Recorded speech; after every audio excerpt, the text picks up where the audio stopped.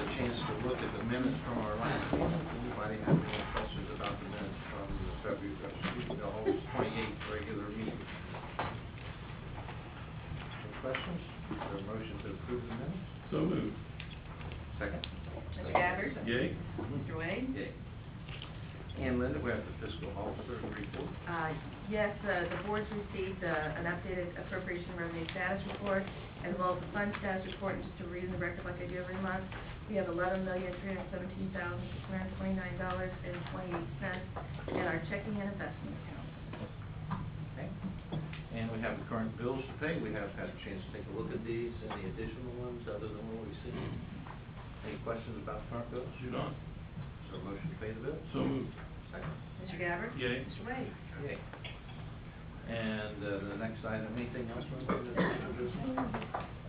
Public comment, you have that next. Before anybody have any public comment before we get to the special activities? Okay, moving on to special activities. I just have a comment. This is for the Hunter Red Lion area plan. Yes. We've been helped by Mr. Palmer too in terms of some direction, but we live on Bull Run, the creek, and we were expressing our interest in knowing a little bit more about the water runoff from this development and how it'll affect the Bull Run. I understand there's some new renovation, new work that's going to be done on Pekin, but we live before that area, and we're aware that it's next to You're us. concerned about the new development. Correct. Running it. What is it? The one that's coming up. I think it goes the other way. The Country Creek development is what they're referring to. I did talk with them about talking with the Warren County Engineer's Office and Soil and Water about specific watershed and stormwater maintenance on those sites. But that was the discussion that we had, so I wanted to bring He it. was helpful in trying to give us some direction as to where to Okay. get that information. Yes, okay, go right ahead. And I have a comment too. 8 residents of Belle Terre, and I'm Linda Roberts, live on Belle Terrace, began meeting with Dan Corey with the Warren County Engineer's Office around 2001 or 2002 regarding several issues. One of those concerns was the flooding we were experiencing at the intersection of Belle Terrace and Pekin. Although some changes were made eventually, the flood issue continued to become much more serious as time went on. Travel on Pekin, as well as trying to enter or exit our neighborhood at times, is hazardous. Now we're concerned about increasing drainage from the Country Creek development. I assume a stormwater runoff analysis was part of the approval process for the development. Could either Clearcreek Township or Warren County let the residents of Belle Terre know how they will mitigate any storm water problems that could affect us? Actually, Clearcreek Township will not. We do not do the stormwater, but we can get hold of the county and possibly get a copy of their plan. I'm sure we can. Then we can work with. We will work with that and get you guys Okay, somebody to talk to. is there any way that we can get like on a mailing list so that we know? Well, we can certainly talk to the county engineer and see if that's. Okay, in relation to this issue only. I mean, because we're not against the development at all. Okay, No, thanks, yeah, Mr. Wade. legitimate concerns there. Mhm. Okay, thank you. No, we understand that. Yes. Oh, Diane Smith. And your name is? Linda Roberts? Excuse me for not saying this. We're recording this, so we have to put their name That's down. fine. So Okay. for anyone else who's going to speak tonight, I'll just remind you that in most cases, we'd prefer that you come up to the podium and give your name and reason you're here. You are aware that we're doing an intersection piping work at Pekin and Belle Terrace about a month, right? That's what I was going to say. Yeah, You we're know that aware of that. Yeah. We're pretty deep into that project. A lot of the issues are above that before it gets down to there. Before Right. it gets to it. Yeah. But it's a greater scope as well, so FEMA's involved and the county's involved as well too. Okay. For a long-term plan, so to your concern, although I think it's a different direction, that this doesn't continue to happen. Okay, all right. Because it's been going on, as I said in my remark, since 2001 and 2. Right. And so this is not, and I mean, that one storm was Significant. a significant That was a storm. 100-year event, yeah. But there's been other storms that all along, even before that one, the debris on the road sign, not counting that last major one, was halfway up. It was maybe this far under the red sign, so it's a dangerous. Yeah, they're gonna do a study of the entire area and try to figure out what the major issues are that are causing it. Okay. And how to fix it. Well, we appreciate you working on that. We thank you for that. I live on Bull Run too, so. Oh, okay. I'm just at the other end. Up so- creek or down creek? I'm down creek, so, yeah. It's all coming to me, so. Okay. Moving on to special activities, we have a recognition of police officer Getter and Sweet for life-saving efforts on August the 3rd. If I could get Officer Getter and Officer Sweet to come on up. Just to let folks know, we give out awards when the officers do something that's of noteworthy, that goes a little bit above and beyond the call. In this case, on August 3rd of this year, there was a gentleman who's present here in the audience, had been over at our park and done some running, and he had a medical emergency at the intersection of 73 and 48. And that required 2 officers to have to give CPR and to use a defibrillator to help save his life. We look at those seriously. The doctor said that without the actions of the officers, probably would have cost him his life. So I'm very proud of what they've done. I wanted to give board recognition because this is a very noteworthy issue. And you know, when I interview new recruits, they always say that they want to help people. So, gentlemen, you did. So proud of you. So, thank you. Officer Sweet, they're going to receive a citation, and then they'll receive a uniform.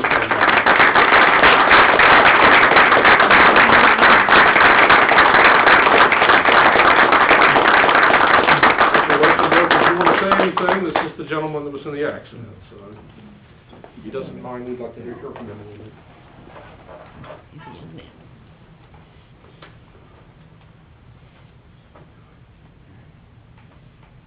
I guess thanks really doesn't begin to express the what myself, my wife, my family, my friends, for what these guys did for me. Their swift action certainly saved my life. Doctors have said over and over again that without them unfortunately breaking my ribs and their swift action of defibrillating and all that, certainly wouldn't be here today. Guys did a great job. They were there on the spot 2 or 3 minutes. And again, can't thank them enough. Thank you. This is so fun.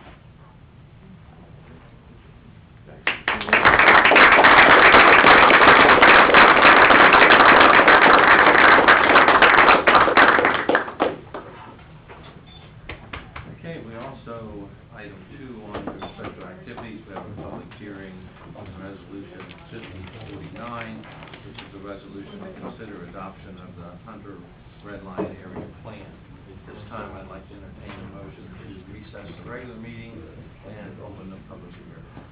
So moved. Second. Mr. Gabbard? Yay. Mr. Wade?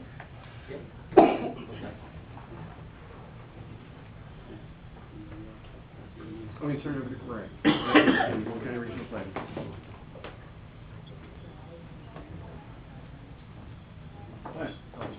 Hi, Greg Oro, 1133 Thistle Lane, Lebanon, Ohio. I'm with Warren County Regional Planning Commission, and I'm here to talk about the Hunter Red Line Area Plan. We also have some residents who have worked with me, and pretty much they're the ones who drafted the plan. I was sort of the facilitator and sort of got all their ideas on paper, but they're the ones who directed every part of it. So I'm going to be fairly brief. I think you've all read it and looked through the document, so I can just go very general for the folks who haven't been there, but a lot of the folks have been to the meetings here.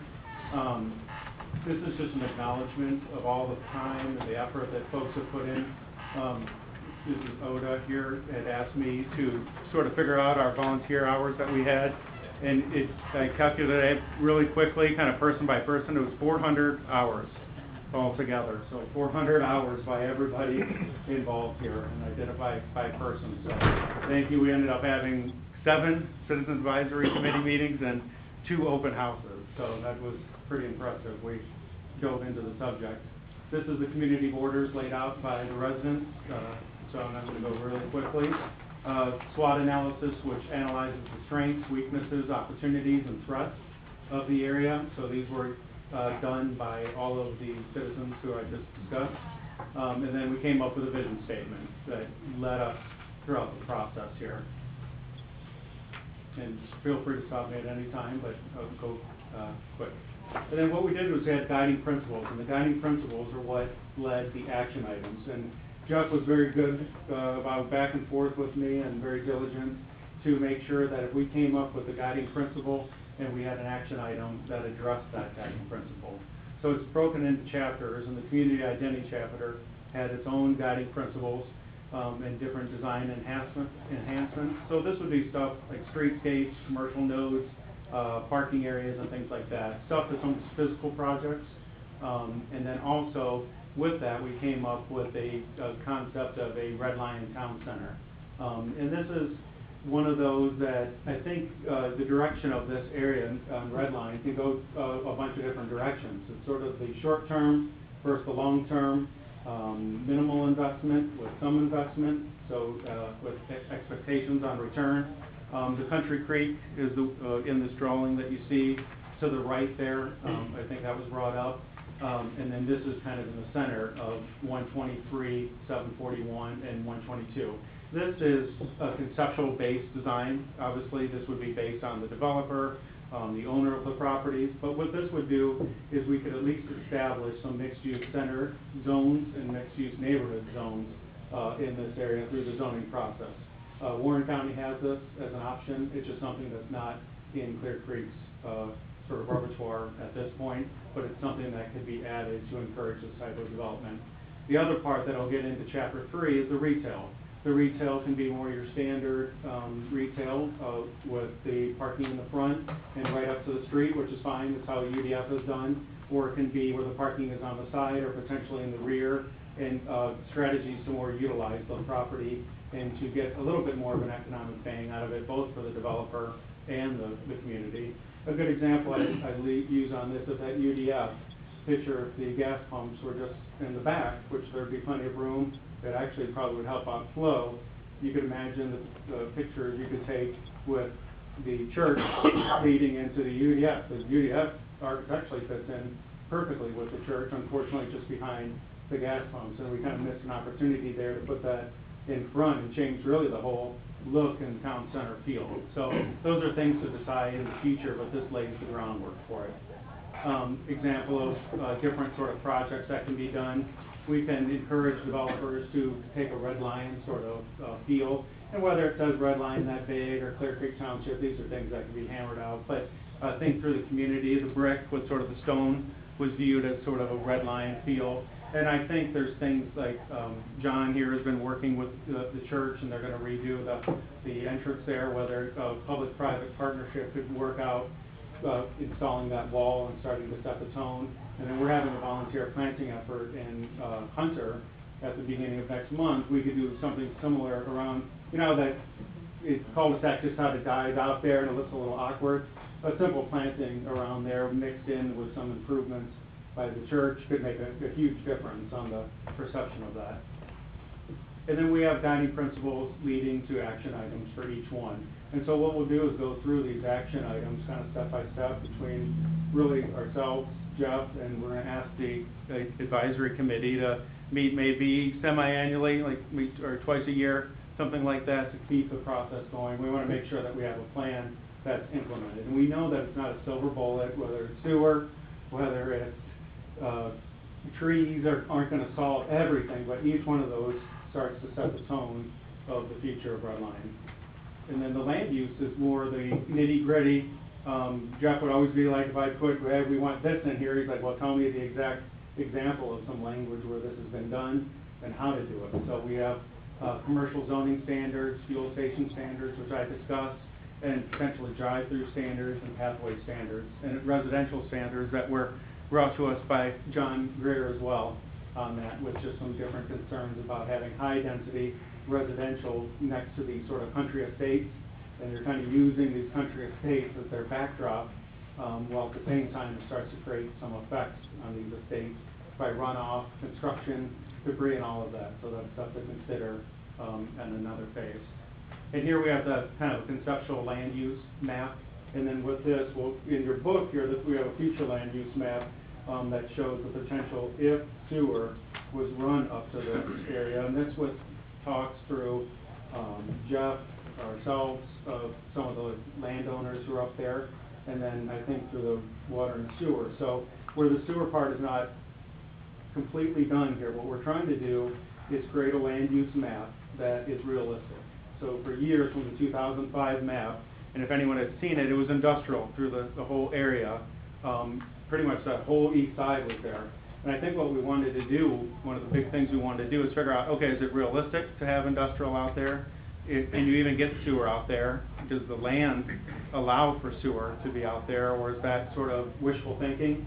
And I think what we learned is that potentially through that far east, it is difficult to get the sewer out there, almost cost prohibitive to do it. Now, can you potentially get it to Red Line and all of that area? That's what chapter sort of 6 discusses. And we have 3 options, and I think we almost really need to come up with a 4th option that's then discussed with Clearcreek Township staff, trustees, Warren County, and any potentially development options that are there. And how I think that would happen is that a developer would come in and say, this is what I'm thinking of, and then would get the cogs and the wheels in motion.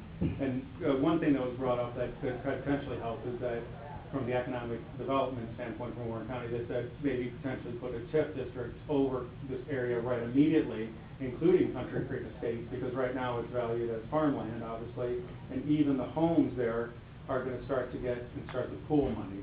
And you don't do the TIF where you spend the money before you know what the money is. You just have it in a separate account where money starts to go up, and you have a better idea of what's going. I wouldn't, throw your eggs in the basket without knowing what that future development potential would be, because it wouldn't be enough to pay for that sewer extension.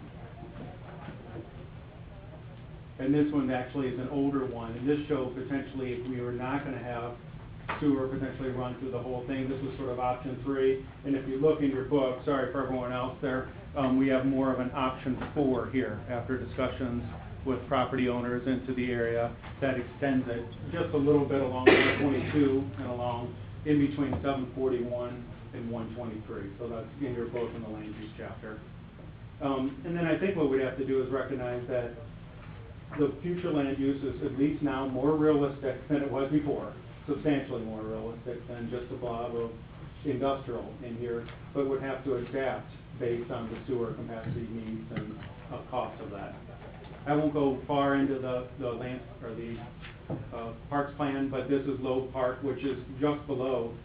It's actually in Turtle Creek Township, but just below Red Line. So this could be a great addition in the future to that town center sort of feel of the area. And that's a Warren County Parks District. So we've shown this to them and trying to convince them to potentially do something with that. And then a master plan of paths. How this would be used if a development came in, you could have stipulations potentially that say in lieu of a sidewalk along there, you could connect into the bike path systems. One of the biggest things people have said is if you see someone walking on 122 or 741, we want to get from saying, oh, I wonder what's the matter with that person, and encourage people to use that. So we've all been there, and it's a shame that anyone who's not driving is sort of, you're wondering, too bad for them, and you're worried about their safety too, about getting hit. So we want to hopefully change that, and those are those action items. Transportation was a big component of this. We looked at traffic and accidents, and then the public workshop recommendations. I think Ms. Oder there, you were part of that team that worked on some of these. And these will be ones to convince more ODOT on a lot of these standards and just keep pressing them to make the changes. Turning lanes along 122 would be a basic, simple thing that should. On the speed limit, I didn't even notice it. I drive that all the time. What was it, 35 to 55, and back to 50, and it's just. Yeah.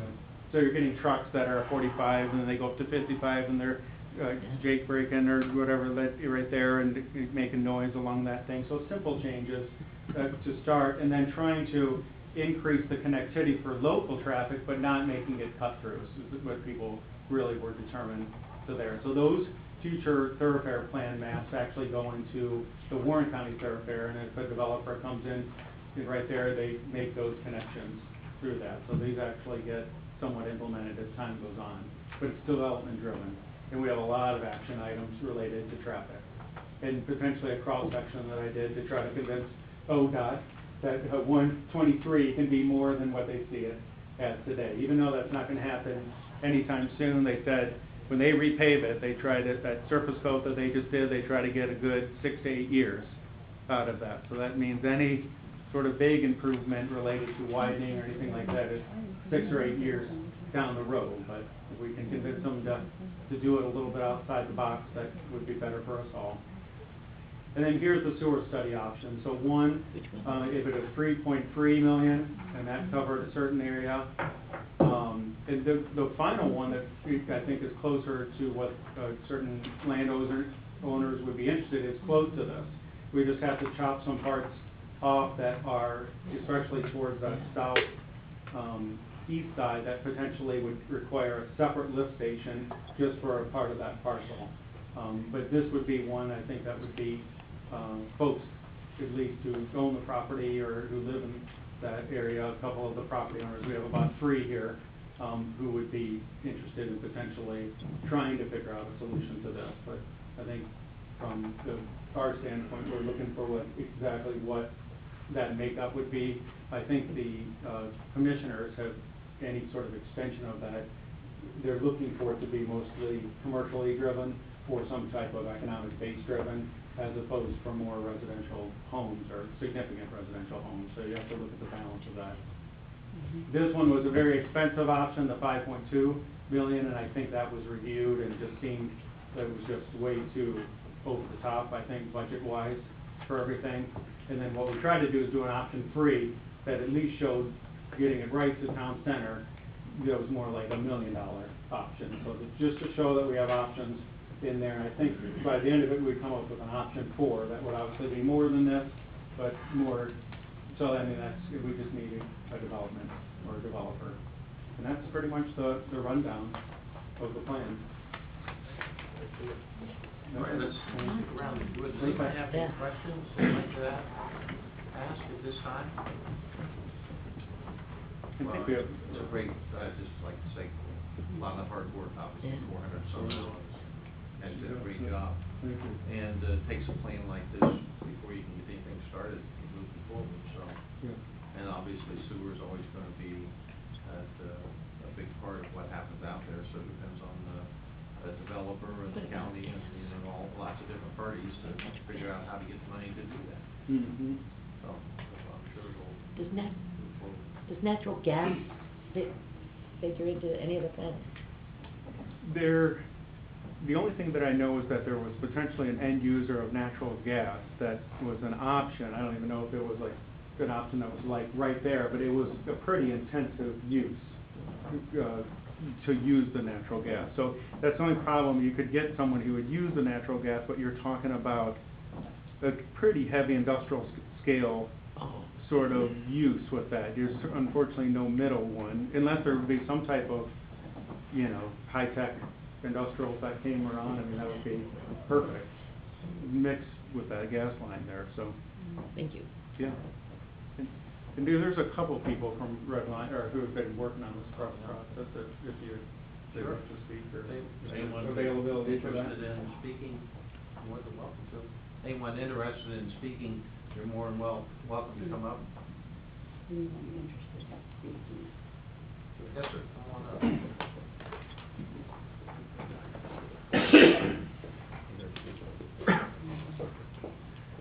I'm Paul Pomeroy. I live off of State Route 123, kind of a little triangle that's just west of Red Lion. And I guess a couple comments. One is for those that haven't been sitting in on this is out on the website, so you can go to the Township website and see this entire plan. The other thing is, and I don't have to tell you this, there's been a lot of interest going on in this area, especially along 122, and we've got the new development going there just east of town. So I guess when we started this, it was all kind of we got plenty of time, let's just talk about it. Well, I'm not sure we have plenty of time right now. So I think one of the key issues is we need to decide about rezoning that whole area to commercial or whatever it is we're gonna do. I think it's pretty much been decided that between the topology of the land, the way that there's lots of hills and creeks and things, industrial just doesn't really make a lot of sense. So commercial or whatever, I think that we need to rezone that. The other thing is the whole sewer issue. I think people are getting very comfortable with the idea of having a downtown Red Lion business district, commercial district, but without having sewer there, it really limits the options. Absolutely. And that of course takes a lot of foresight and leadership and money. Very good, thank you. Yes, sir. Come on up.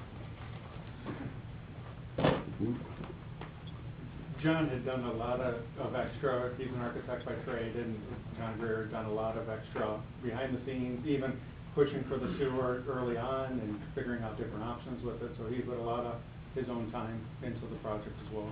Great, thank you. Yeah, Thank you very much. I was sewer man for a while, and then I became green space man.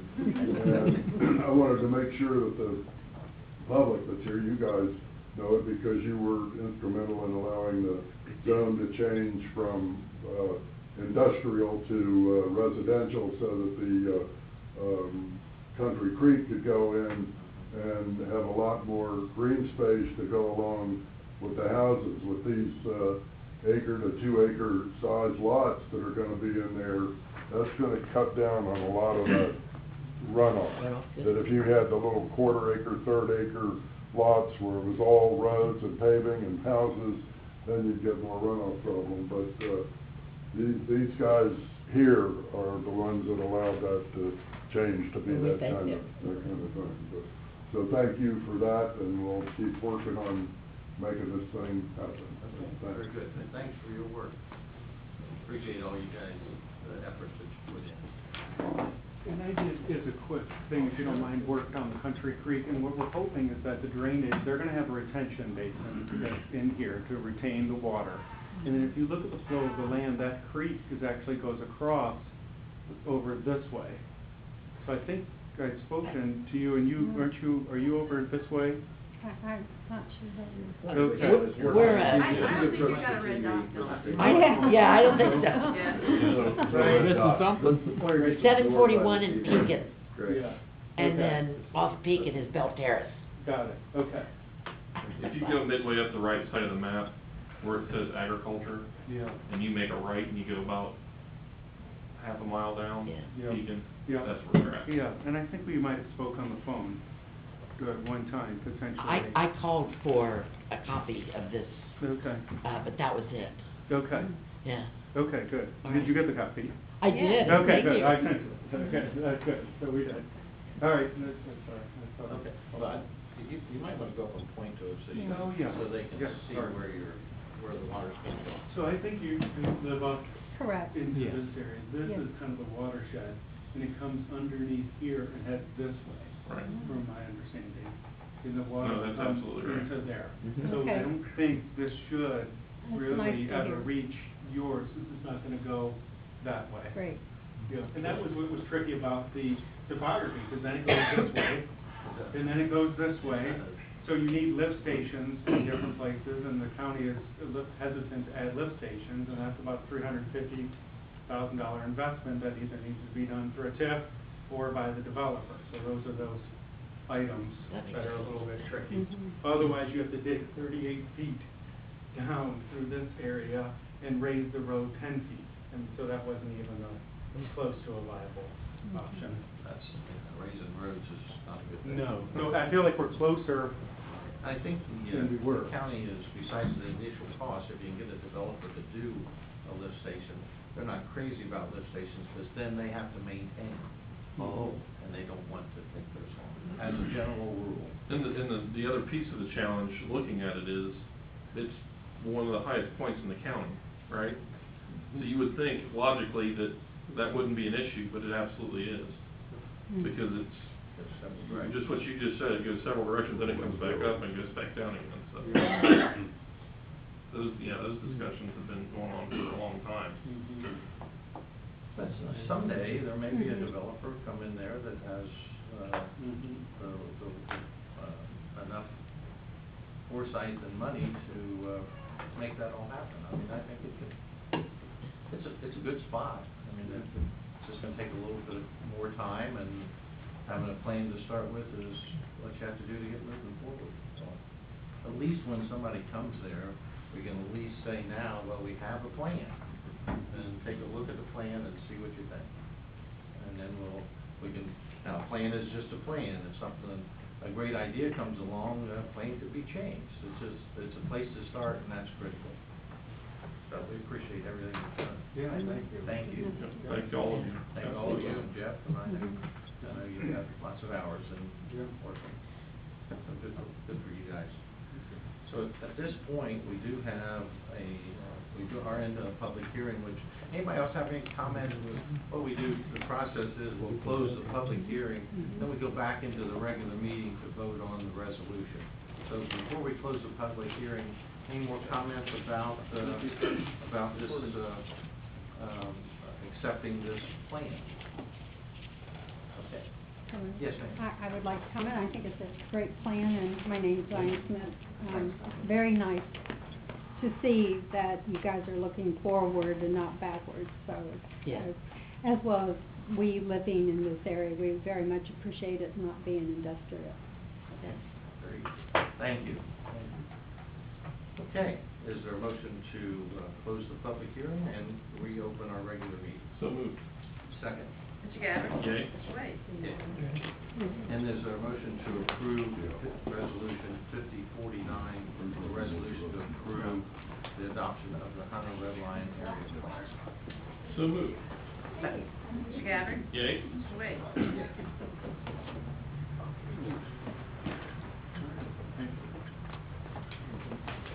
Okay. We do have another public hearing scheduled, and that is a public hearing to consider adoption of the zoning resolution text amendment. We'll wait just a second for everyone to kind of clear out. Happens every meeting. Except with you guys. See you guys. Our loyal listeners. I'll get that button. Thanks.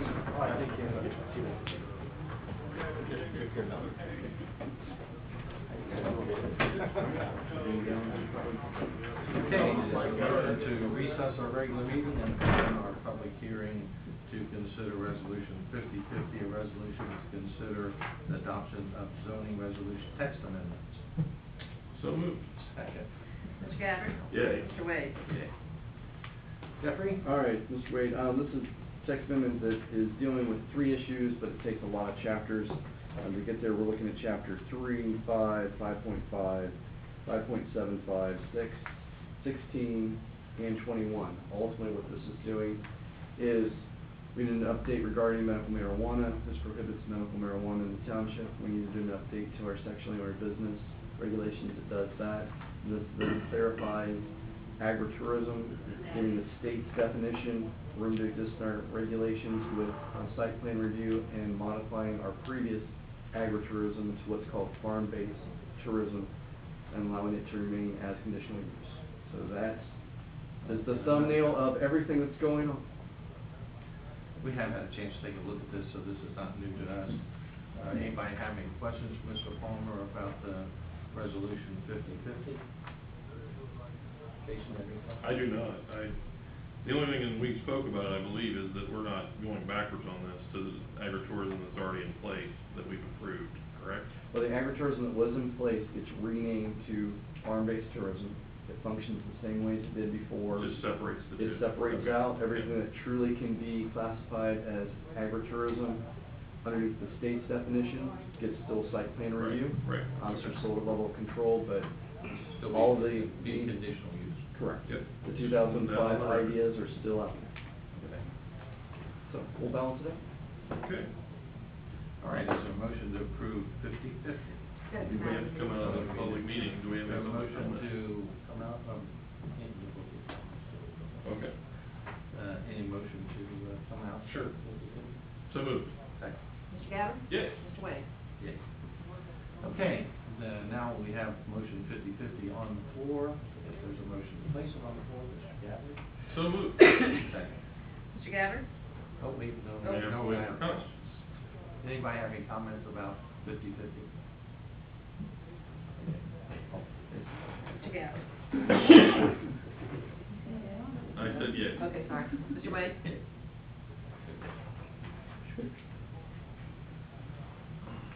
Are we doing special activity? They are. Public hearing.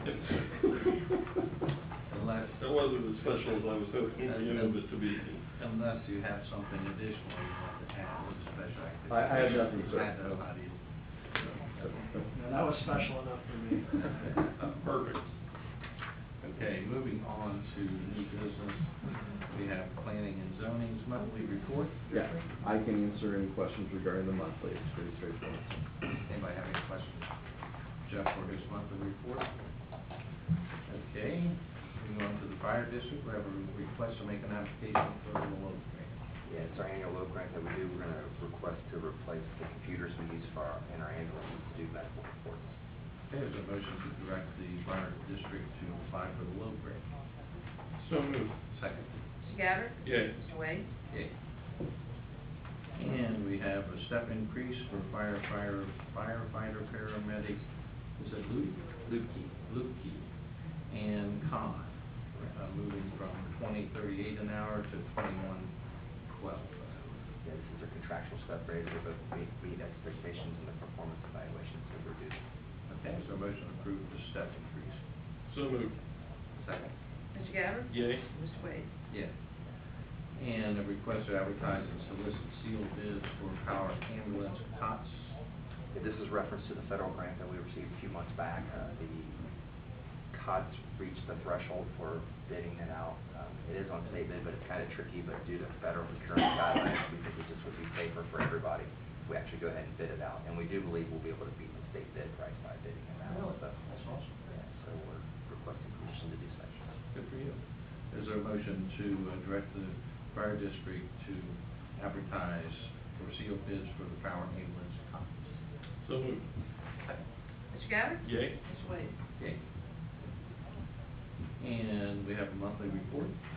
Anything special you want to point out, Chief? Just the one, I kept everybody up to date about Lieutenant Peters' deployment to hurricane in Texas. Just one thing, they made 173 rescues of people and 40 animals, or companion animals, they rescued while they were down there, amongst a bunch of other things that they did. But they did a super job and highly dedicated group of people. Absolutely. Anybody have any questions for Steve of this monthly report? Okay. Moving on to the road department, we have the 2017 guardrail replacement recommendations. Accept the bid from Security Fence, not to exceed $23,500. Yes, sir, we had 23,000 left after we moved some money around, and Security Fence that we used last year on several occasions, and who was doing work in Springboro, came in at 23.5. Maybe we were able to get that lower than anticipated because they have some basically brand new but used guardrail that they're able to use in its place, which meets the state standard and everything. So it saved us a substantial amount of money this year to get that section from Lower Springboro Road there at the intersection of Widener heading south on both sides. Right? Okay, is there a motion to approve this purchase, not to exceed $23,500? So moved. Second. Mr. Gabbard? Yay. Mr. Wade? Yay. Scott, monthly report, anything special? No, nothing exciting. Nothing exciting. Good thing. Cutting weeds. All right, moving on to the police district, we have a request to assign an officer to countrywide tactical response unit.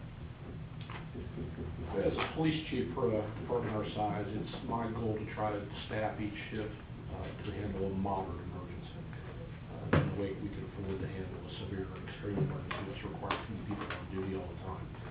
So luckily we have a county that does a lot of mutual aid and some county-wide based units. We have not participated in those except for when I first got here, we transferred officers to the drug unit just to get them some experience in that type of investigation and some exposure to that on a monthly basis, but that finished years ago. The tactical unit is a little bit low in manpower. They've asked for years for me to assist with that. the expense for us would be a couple days of training a month and maybe some call-outs when necessary. A little bit of some equipment expense, but I think it's going to be between $1,000 and $1,400, something very close. Because we possess most everything else already individually, the officers do, that you've given us throughout the year in the past. So I'd like to step up the bat on the mutual aid issue of putting an officer on that unit.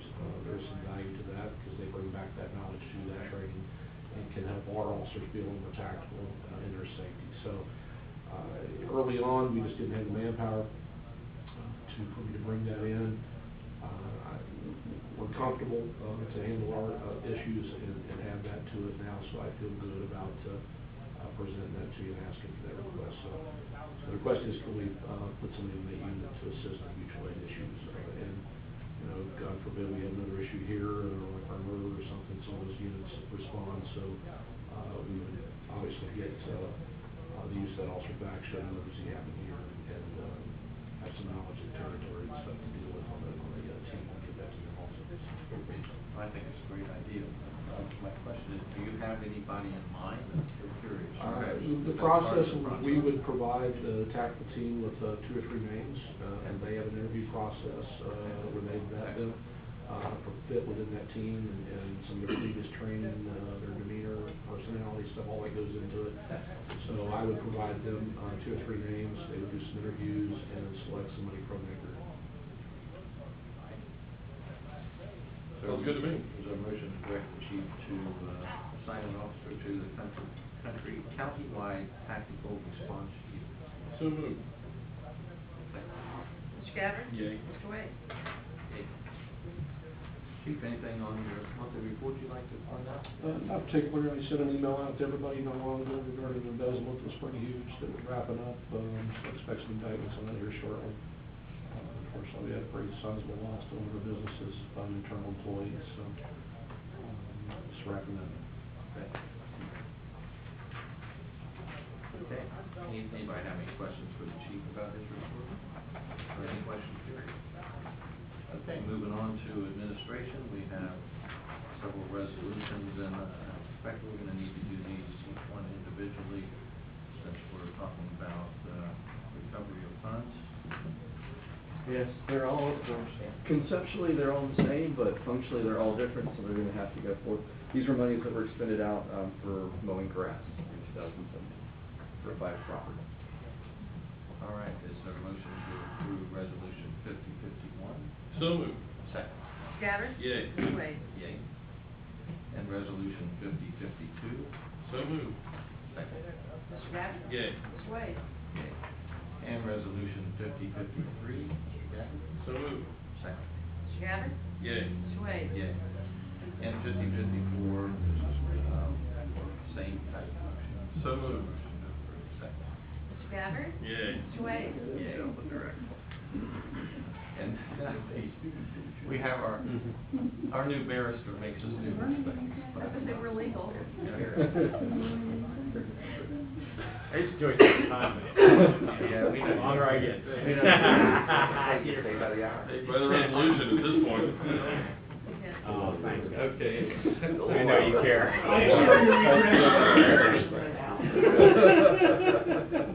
And then we're moving on to resolution 5055, a resolution levying a special assessment on 9831 Penfield Road, Clearcreek Township to recover costs of abating the nuisance. Same thing. That's the final one, yes, sir. So moved. Second. Mr. Gabbard? Yay. Mr. Wade? Yay. And then we have resolution 5056, a resolution declaring that maintenance of the following list of properties constitute a nuisance, and there are 5 of those, and we can pass all of these in one resolution. 5 different locations, by the way. Is there a motion to constitute these as a nuisance? So moved. Second. Mr. Gabbard? Yay. Mr. Wade? Yay. And we have a request to observe Columbus Day holiday on Friday, November the 24th. My understanding that last year, the board decided to close the office the day after Thanksgiving, which I think was a great move. There's been popular support, and that was very popular last year, so without any further explanation, I was presented to the board as an option to do that again this year. We just have to explain to Columbus is all. Alright. Is there a motion to, approve Columbus Day with striking off the four business? So moved. Second. Mr. Gabbard? Yay. Mr. Wade? Okay. And we have a request from the Springboro Cemetery to subsidize funding for a paving project in the amount of $45,000. Yeah, the township was approached by the Springboro Cemetery Association with that ask, and Mr. Tincher is here this evening to answer any questions that the board might have with regard to this request. I did a little bit of research and found that in the past, the township had supported the cemetery in a number of different ways. I didn't find any evidence of a substantial monetary give, but it looked like there were lots of donations in kind of time, personnel, that sort of thing, possibly even equipment that I wasn't aware of. But just to kind of frame the discussion for you, and without any further input, Mr. Tincher, care to step up? Thank you.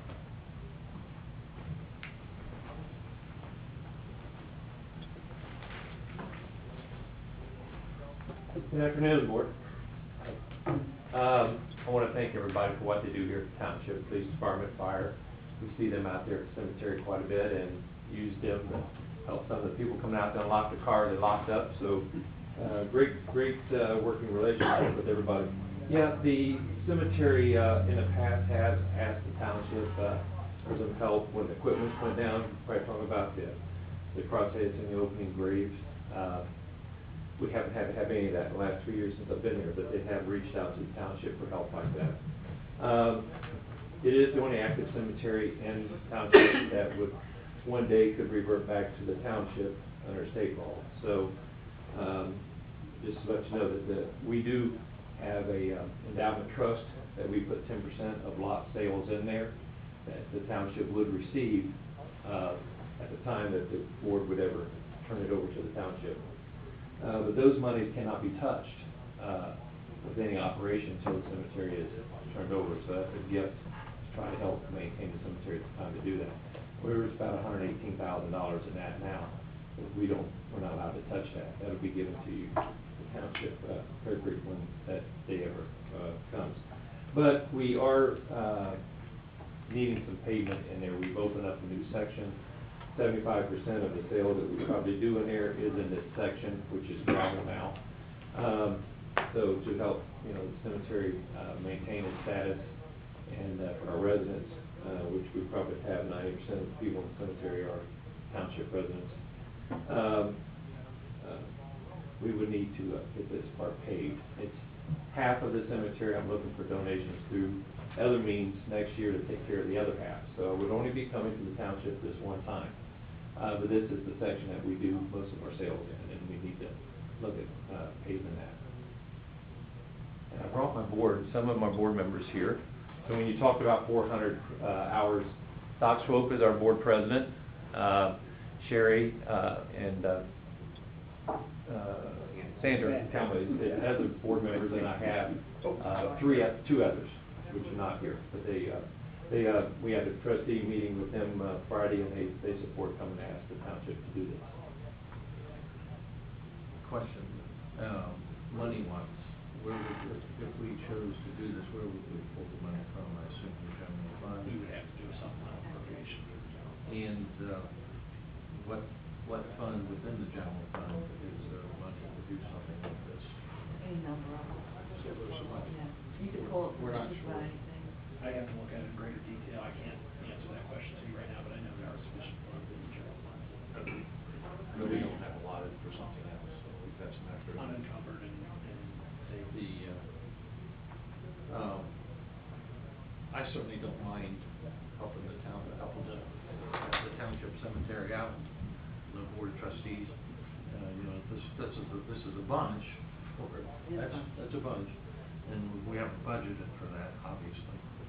But we can certainly try to figure out which fund we can get some from, and see how much we can come up with. We probably haven't gone that far yet. Jason, what do you think? I'm of the same mind. I mean, my curiosity, since it's called the Springboro Cemetery, did the city offer any support in this project as well, or was this solely brought to us? Solely brought to the Okay. township, because of what I understand, state law, and Doc, you've been on board for a long time. At the time that the cemetery would revert back, Right. we're in the I township, so understand. the township's gonna be the sole responsibility, they would get that. Right now, if we did it today, it'd be the $118,000. Okay. 20, 30 years from now, it's gonna be way more than that. Well, and the other assets that you. Yes, and all the assets of the cemetery. So, I think Which Mr. we- Gabbard brings up a really good point, that I love the idea of changing it to Clearcreek Cemetery. Well, that was kind of where I was. I think that's a great idea. But, I will take that back to the board and see what they think. I Or do- they could comment tonight if they want. Well, I think the thing is all of you realize, the township itself is changing a lot. Springboro has already changed. Right. And since Mr. Tincher has been our director, the cemetery has tried to make some changes to keep up with everything else, but as we all know, it costs money. Sure. So we do appreciate all the things that the township has done and is doing, and as the city has helped where they can, but then just because of the way it lies, and we hope it never happens, that you guys end up having to manage it. Amen. We hope. Amen. Yeah, we are in full support of that statement, for Yeah. sure. So, we were just coming along to see if we can get some help. Thank you very much for the consideration. Oh, sure, yeah. I would just say, when you asked if the city had, I did go to the city, on the old side of the cemetery. We had a area where you come in, you can see the waste treatment plant. And it didn't help the other side with the site when you come in on the first side of the old side. So I went to Chris Thompson and had met with her out there, because I said, that's your problem. We were here before you put the waste treatment plant, now you put something there that don't look good. You need a fence put up here. So they paid $6,000 for that light tan fence that's 6 Okay. foot, 6.5. Nice So job. the Nice city job. did take care of that. Yep. Even though we're in the township, I thought the city should do this, because they're the one who created the eyesore. So they took care of that. Okay. No, I'm in support of it as well, obviously. We all have a vested interest in the cemetery, and this is the next phase, that as that growth that Dr. Swope's referring to has happened, it's inevitable that you're gonna be selling a lot of plots in that area, so. Mr. Teacher, I have Yes. a question. Where are we in line with, like, other cemeteries as far as price? I mean, to me, theoretically, in the best case scenario, cost of paving would be part of the burial expenses that you would charge other folks. So, unless maybe that's not, that's, from a business standpoint, it just seems like that's the way it would work. But are we way lower than everybody else? We're lower than our competitors, way lower than the for-profit cemeteries out here on 48. Lower than township-run cemeteries in Lebanon, or Franklin Township runs Franklin Cemetery. There's only us and Corbin over in Waynesville, and one down in Monroe and Bellbrook left. All the other cemeteries have been given to the townships that they're in. So our pricing is at all the ones being run by townships, lower than the ones for profit cemeteries. But we're lower than the others. I'm just wondering if maybe we go up a little bit and start putting money into a capital improvement fund or something like that, if that was an option. Mhm. Obviously not for this paving Yeah. project, but for the future, because it's gonna need sealed in a couple of years. Yes. Well, you have adjusted your pricing since you took When, over. when I took over, they were way too low, so we made the adjustment 3 years ago. I did look at some, I brought to the board, recommendations of ways to raise more money. We only do the 3 mechanisms, selling the lots, the opening, closing, and we put in the foundation. That's it. You have to find more ways, and, so I went to the board of an idea that the tent that's put up for a funeral, that we do that. That's $200 charge. The funeral homes get that now, but that's something that all the cemeteries are starting to do. And I We think do 100 you funerals told a me- year, that's $20,000. Yeah, but you told, you had your investment in, you told me what the investment is, you wanna share that into two camps? Yeah, they're about 4,000 apiece. And this weekend, I was over in Middletown where they do that. They roll them out, they purchase their own. So I wanted to meet with Charles and talk about him not making $200 on a funeral and letting us have it, but it would be that fourth mechanism, and we could dedicate that, the board so desires, and we could use that as a capital improvement fund. Because the fees that we charge for those two things are just for wages and equipment, and we do have nice equipment. We have updated the equipment in the last 3 years that I've been there, and it's all paid for. Well, you guys do a great job, it's beautiful, and I'm just very thankful that you guys want to do that job, because I mean, it's not lost on us that we could be stuck with that, and I appreciate what you guys do. Well, I thank my board because they volunteer their time. It's a non-paid position, and I appreciate what they do so that we can keep doing this. But I am looking at ways.